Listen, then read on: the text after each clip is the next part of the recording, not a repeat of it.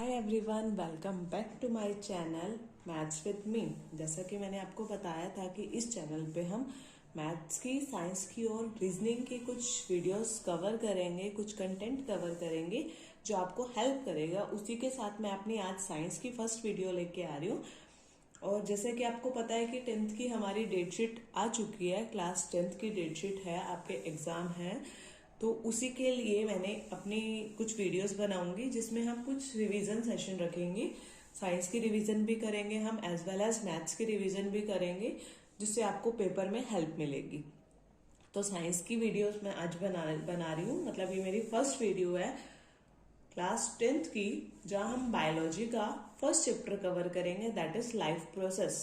Life processes में हम कुछ बेसिक टर्म्स की ऐसे, मतलब ये हमारी वन शॉट भी नहीं कह सकते मैं इसको, मतलब ये हमारी इस टाइप की वीडियो रहेगी। कुछ मैं आपको छोटी छोटी वीडियोस बना के उसमें हम रिवीजन करेंगे, लेकिन हम कंटेंट कंप्लीट कवर करेंगे।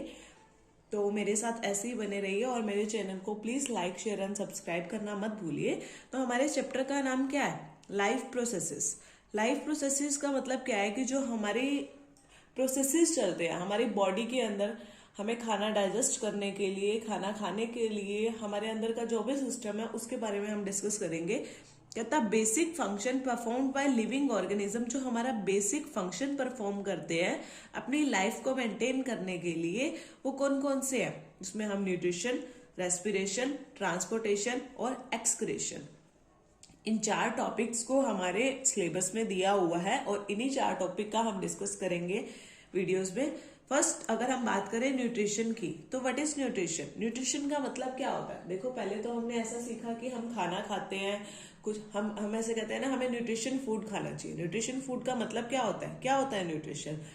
कहता था process of intake of nutrients by an organism as well as utilisation of the nutrients by the organism. कहता है एक ऐसा प्रोसेस जहां पे इनटेक ऑफ न्यूट्रिएंट्स हम लेते हैं, कोई ऑर्गेनिज्म लेता है, एज वेल एज उनका यूज करता है किसी ऑर्गेनिज्म से।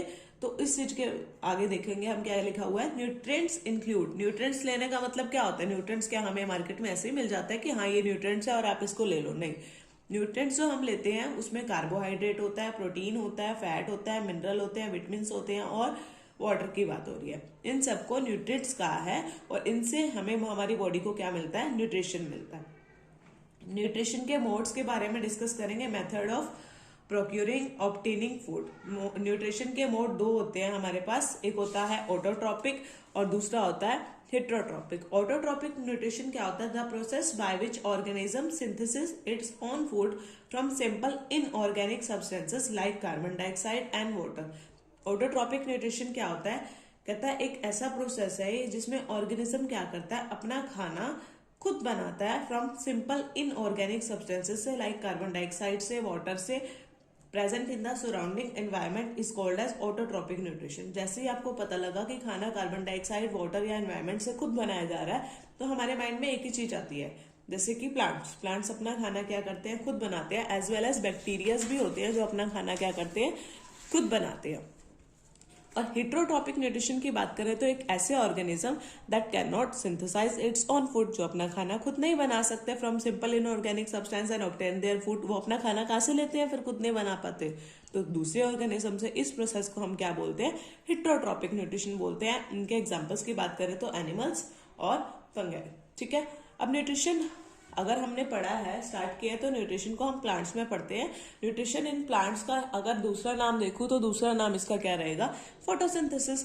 फोटोसिंथेसिस तो आपने काफी क्लासेस में पहले भी पढ़ा होगा, लेकिन हम यहाँ पे रिवाइज कर रहे हैं हमारे सिलेबस को, तो मैं यहाँ भी फोटोसिंथेसिस कवर करवा रही हूँ। फोटोसिंथेसिस का मतलब क्या होता है? फोटो का मतलब क्या होता है? देखो, फोटो से एक चीज आती है दिमाग में, दैट इज लाइट। सिंथेसिस का मतलब क्या होता है? प्रिपेयर करना। जैसे अभी हमने किया था सिंथेसाइज करते हैं, तो सिंथेसिस का मतलब क्या होता है? प्रिपेयर करना। That thus it is the process by which green plant क्या करते हैं? इनऑर्गेनिक सब्सटेंस लेते हैं, जैसे कि कार्बन डाइऑक्साइड, वाटर, और उसको कन्वर्ट करते हैं किसमें?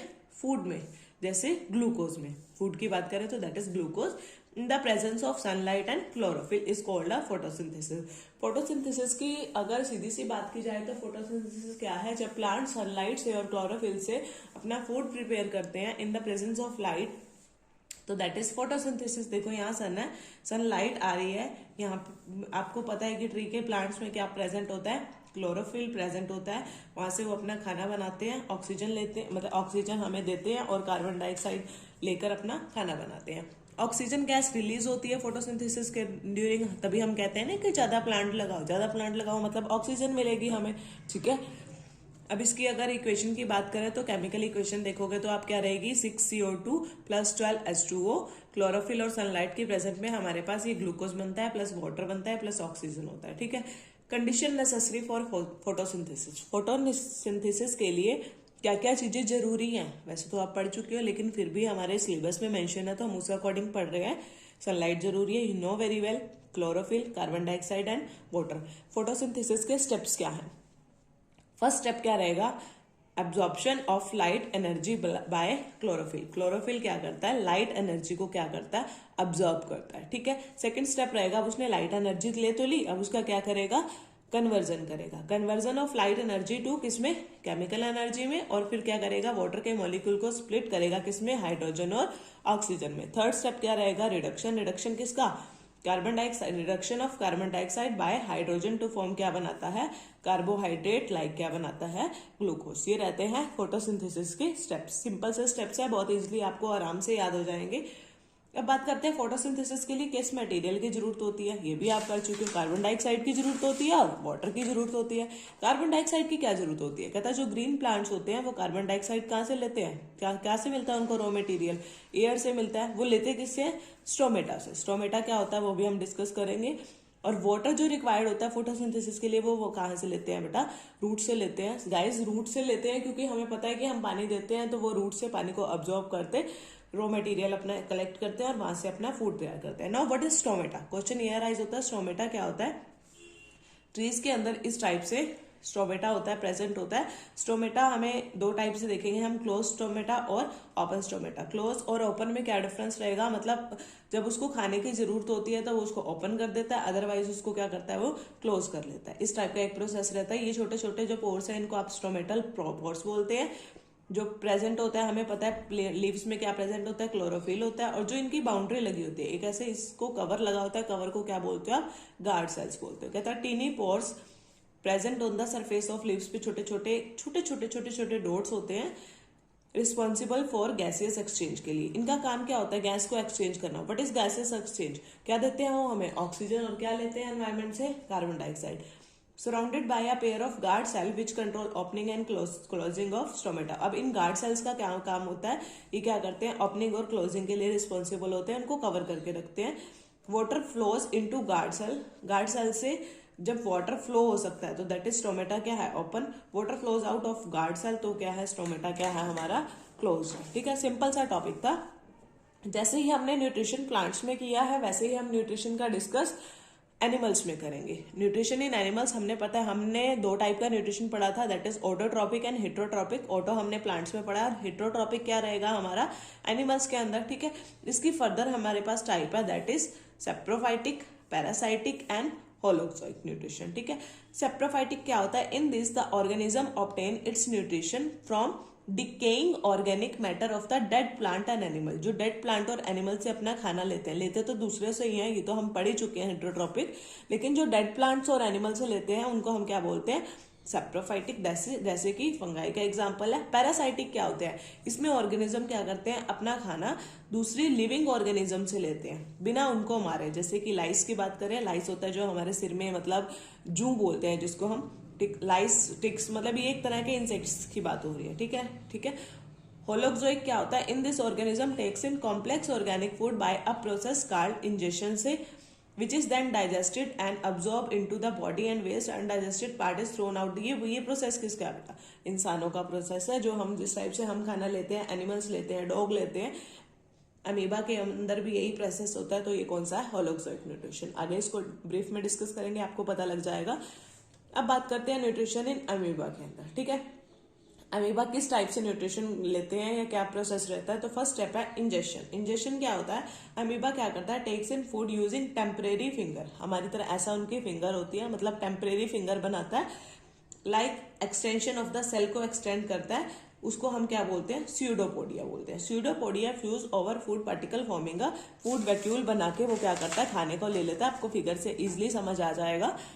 नेक्स्ट स्टेप क्या रहता है हमारा, डाइजेशन। डाइजेशन क्या, various enzyme from cytoplasm enter into food vacuole and breaks down complex substance into simpler ones. पहले उसने इंजेक्शन किया, अब डाइजेशन करता है। कहता है जो बहुत सारे एंजाइम्स हैं वो साइटोप्लाज्म से एंटर करते हैं कहाँ पे, फूड वैक्यूल के अंदर, और फिर उसको सिंपलर फॉर्म में कन्वर्ट करते हैं। एब्जॉर्प्शन क्या होता है, द सिंपलर सोल्यूबल फूड होता है वो एब्जॉर्ब करता है कौन, cytoplasm of amoeba through the process of diffusion से।